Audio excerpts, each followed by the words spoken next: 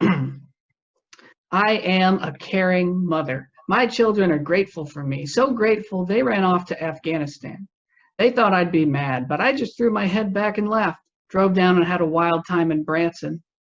I remember my brother, how we used to conspire together under the stairs, giggle about our parents and how against them we were. Now he's 52, married a girl with a loose hinge, and his kids hate his guts. My children like pickles, and I wonder if there are pickles in Afghanistan. If only they'd call me, I could send them a jar. They're pretty salty, the pickles. I'm sure they'd keep. I read a parenting book once.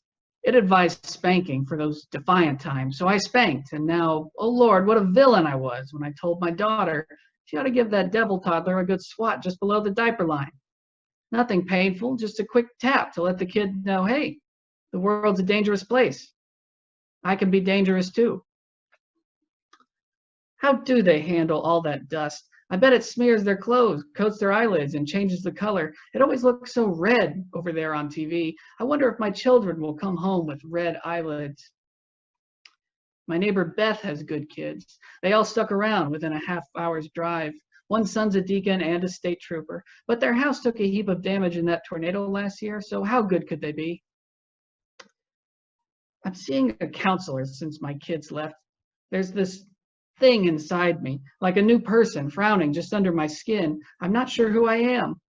My counselor told me to talk to her, the frowner, get to know her a little. My counselor told me not to go to Branson. My husband's name is Perry, which isn't much of a name for a man. He's not a great husband. It's all wrapped up in love languages. He brings me little gifts, mostly flowers. It was nice the first time. I smiled and said, but what on earth do you do with these? I told him not to, but he keeps bringing me flowers. I don't know where he gets them, but I'm worried they're cheap. Perry's just been so selfish since the kids left for Afghanistan. He paces the house saying, I'm their father, I'm their father. And I sit there knitting and think, what am I, a turd? He wants them all to himself. He was never that affectionate before they left. Now he talks about hugging my children like they're dying. The counselor called this a reversal. I thought that sounded too fancy for what it was. You ask anybody around town if I love my kids, and they always loved me back. As kids, they were cuddlers, burrowed their noses right up to my cheek. Now they stand across the room and stare me down with those acid eyes, blame me for petty nothings I said years ago. It really changes your perspective on things. My counselor asked me to elaborate on that, but I didn't know what to say. He's a real fool sometimes. My kids will be all right. They will return to me.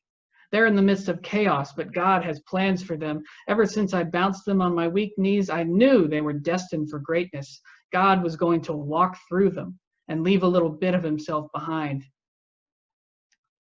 Those plain people don't let you bring pickles in the jar. They don't like the glass. I wonder if that's a terrorist thing.